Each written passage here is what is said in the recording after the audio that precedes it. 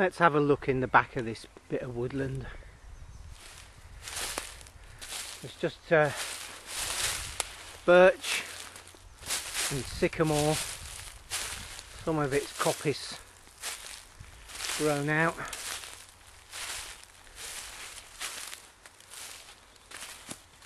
There's a coppice stool there. And another one there, actually stemmer. And what we got? Well, what's the soil like? Thick organic layer.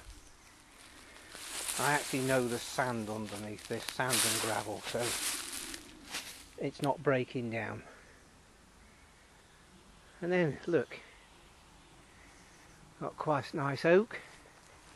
If I stand back a bit this time, it might not quite go so dark. Oh, it is doing. With a big crown. And it's not bad. But there's a dead branch there. And a bit further up, probably can't see it in the camera. Let's have a look. There's a dead branch there. There it is. A couple of dead branches. So there'll be sort of marks or rot in the timber. Anyway, let's have a wander through. There's a few of these oaks here. Nothing special, but reasonable. And there's a Pippy Oak.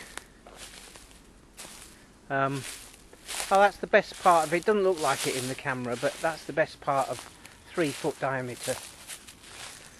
And if you notice, there's obviously a lot of shade here.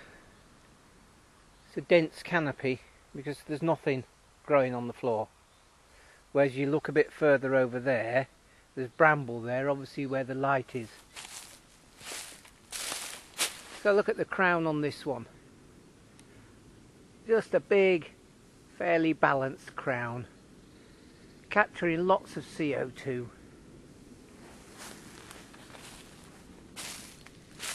Let's have a wander.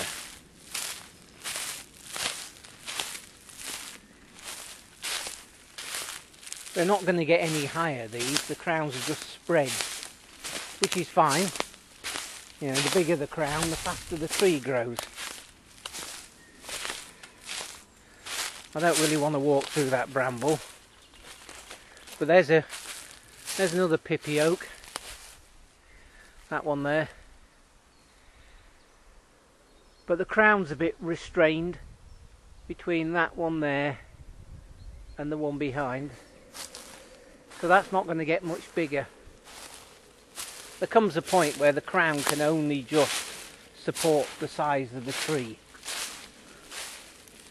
More Pippy Oak. See all these little branches.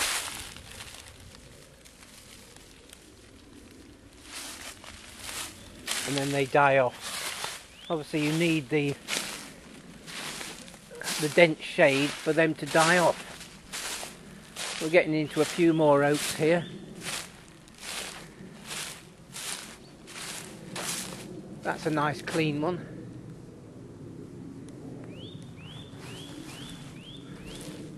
I always film in this area. There's always an aeroplane creating a nuisance.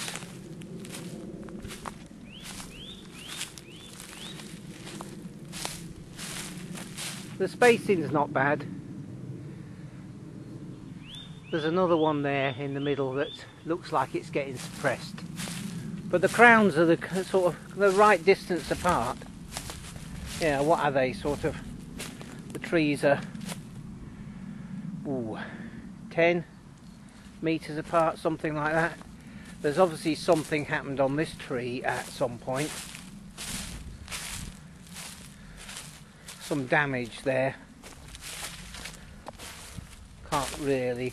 It's linear. So something's been wrapped around it, or one of those awful gamekeepers has nailed something to it.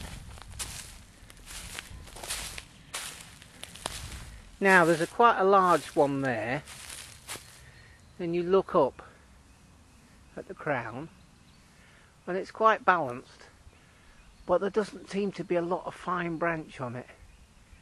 I'm suspecting that one's dying back. I don't know why. There's a couple of snap branches off it, but it doesn't look the most healthy tree.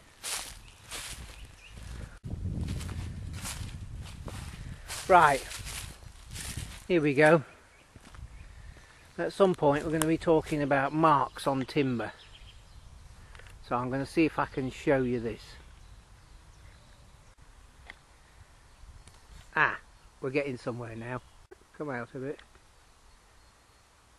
There. See that mark? Yeah. You know, a branch has been removed from that tree a long time ago. And that's a rose. And it's still showing. And there's another little one next to it. As opposed to clean bark like this, you've got that mark there. So you can prune branches off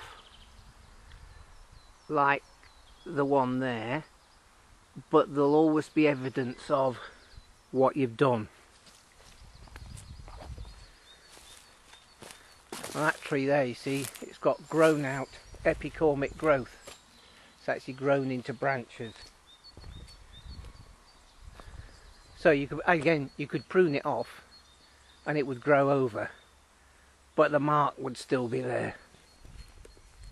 On this tree here, there's a mark there of a branch. They stand out when you tune your eye into it. And there's something in there. There's a branch and a branch stub.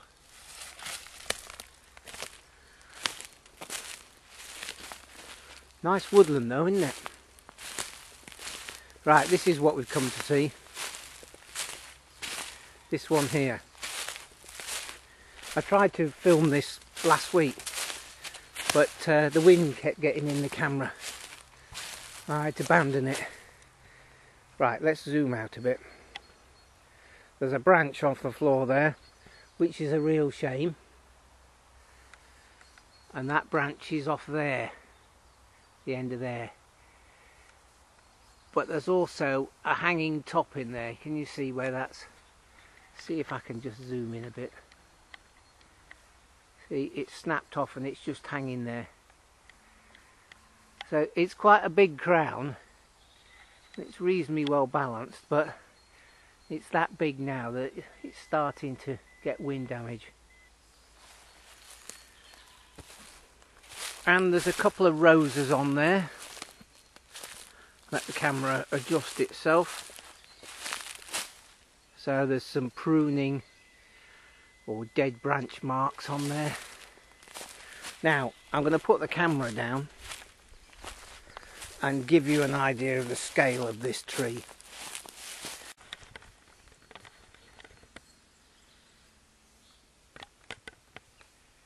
There we go.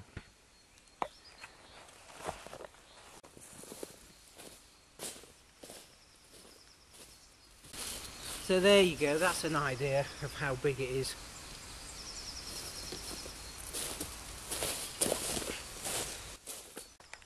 Big, eh?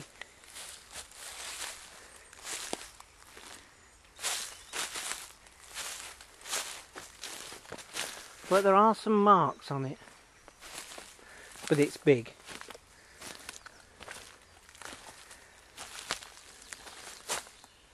There's another one there. And another one. Not quite so big, but they're 3 foot. And here's one. Slightly curve on it. The crown got a couple of branches snapped out of it.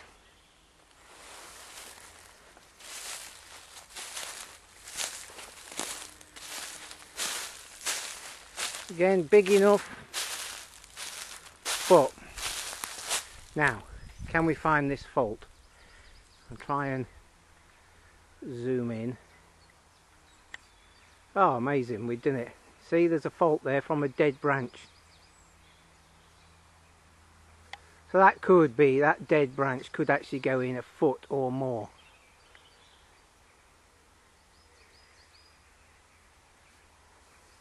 But the rest of it looks quite clean. So, spinning round. Let's have a look over here.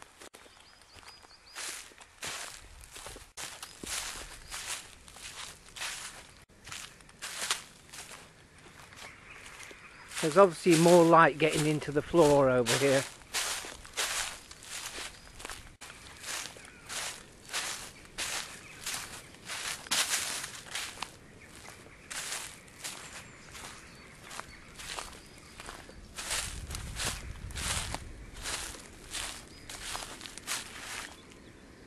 Yeah, because look, this, see if I can get the light on it. We've got a bit of grown out epicormic growth there again.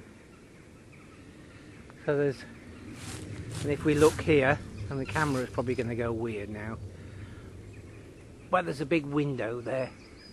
Lots of light coming in. And there's bramble there. And a patch of bramble here.